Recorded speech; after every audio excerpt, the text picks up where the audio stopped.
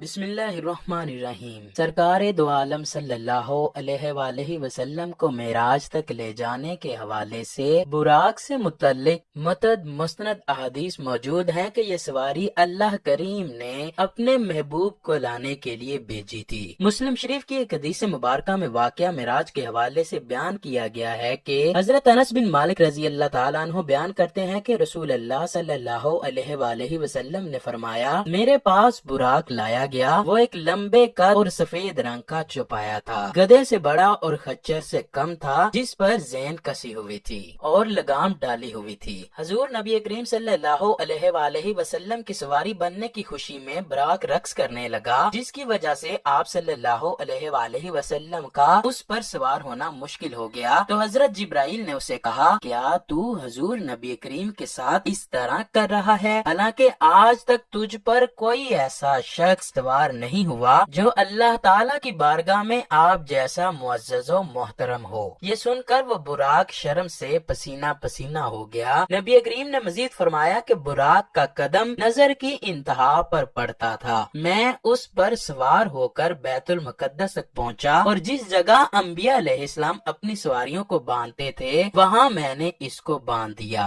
امام الہی رحمت اللہ علیہ فرماتے ہیں کہ معراج کی رات حضور انور صلی اللہ علیہ وآلہ وسلم کی سواریاں 5 طرح کی تھیں۔ مکے سے بیت المقدس تک براق پر، نمبر 2 بیت المقدس سے آسمان دنیا تک نور کی سیڑھیوں پر، نمبر 3 آسمان اول سے 7ویں آسمان تک فرشتوں کے بازوؤں پر، نمبر 4 7ویں آسمان سے سدرۃ المنتہا تک حضرت جبرائیل علیہ السلام کے بازوؤں پر، نمبر 5 سدرۃ المنتہا سے مقام کعبہ قوسین تک رف رف پر۔ واقعہ معراج نبی کریم کی حیات طیبہ کا وہ واقعہ ہے جس سے ان کی ساری کائنات پر برتری روز روشن کی طرح عیاں ہو گئی۔ معراج میں براق، حضرت موسیٰ علیہ السلام، نور کی سیڑھی، فرشتوں کی رفتار، جبرائیل امین کی رفتار کے بعد حضور اکرم کی رفتار مبارک کا اگر کوئی اندازہ لگانا چاہے تو اس کے لیے یہ مثال بہتر ہے کہ اگر کوئی شخص 1000 کلومیٹر کی رفتار سے چلنے والے جہاز کی پشت پر بیٹھ جائے اور جہاز کو لے کر اڑے تو اول تو وہ ہوا کے تھپیڑوں کو ہی برداشت نہیں کر سکے گا، دوسرا وہ اس رفتار کی تاب نہ لا سکے گا اور ہوا کی رگڑ سے جل جائے گا۔ مگر آپ دیکھیے کہ نبی کریم کس طرح براق کی ننگی پشت پر سوار ہو کر اس کی ایک ہی چھلانگ میں مسجد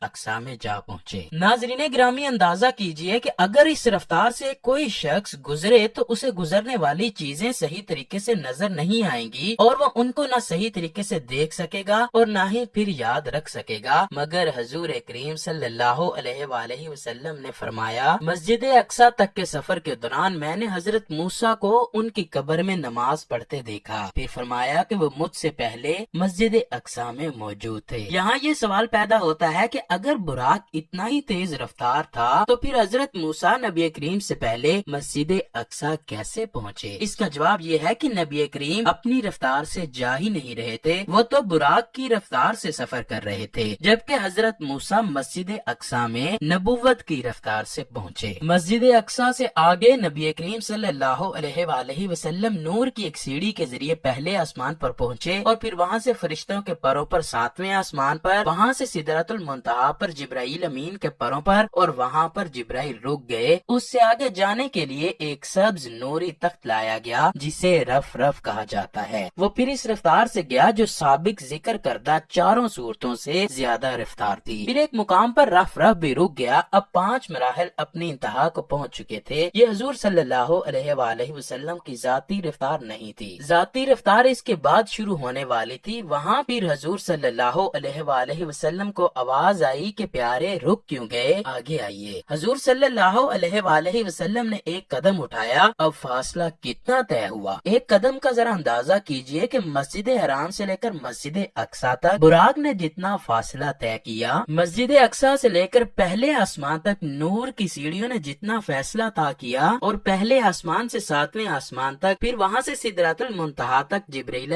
امین اور فرشتوں نے جتنا فاصلہ طے کیا، اور پھر اس کے بعد سبز نوری تخت رف رف جہاں تک گیا، ٹوٹل ان 5 مراحل میں جتنے فاصلے طے ہوئے، حضور صلی اللہ علیہ وآلہ وسلم کے ایک قدم اٹھنے سے اتنے فاصلے طے ہو گئے۔ اب یہ رفتار تھی حضور اکرم صلی اللہ علیہ وآلہ وسلم کی۔ پھر ہر قدم میں اتنا فاصلہ طے ہوتا ہوتا جتنا پیچھے قدموں سمیت فاصلہ طے ہو چکا ہوتا۔ مشہور سائنسدان آئنسٹائن نے اپنے علم سے پوری دنیا کو حیران کیا ہے، تو اسی کے مطابق دنیا میں سب سے تیز زیادہ روشنی کی رفتار ہے۔ اگر انسان اس کو خلا میں استعمال کرے تو یہ بڑی تیزی کے ساتھ حرکت کرتی ہوئی نظر آئے گی۔ اس لیے جو شخص روشنی کی رفتار سے سفر کرتا ہے تو اس کے لیے وقت رک جاتا ہے۔ مثال کے طور پر آپ کسی تیز رفتار ٹرین میں سفر کر رہے ہیں، اگر اس کی رفتار کم ہو تو وہ آپ کو نظر آئے گی، اگر اس کی رفتار حد سے زیادہ تیز ہو جائے تو وہ آپ کی آنکھوں سے بڑی تیزی سے گزر جائے گی، جس کے گزرنے سے آپ کو اس کی رفتار کے بارے میں علم ہی نہ ہوگا۔ اس پر سفر کرنے والے کے لیے وقت رک جائے گا۔ اس کو سائنسدانوں نے وقت کی ڈیوریشن کا نام دیا ہے۔ برق کے معنی روشنی کے ہیں اور روشنی کی رفتار 1 سیکنڈ میں 3 لاکھ کلومیٹر ہے، یعنی کہ روشنی اس دنیا کے گرد 1 سیکنڈ میں 7 چکر لگا سکتی ہے۔ برق کی جمع براق ہے۔ جب روشنی کی اتنی سپیڈ ہے تو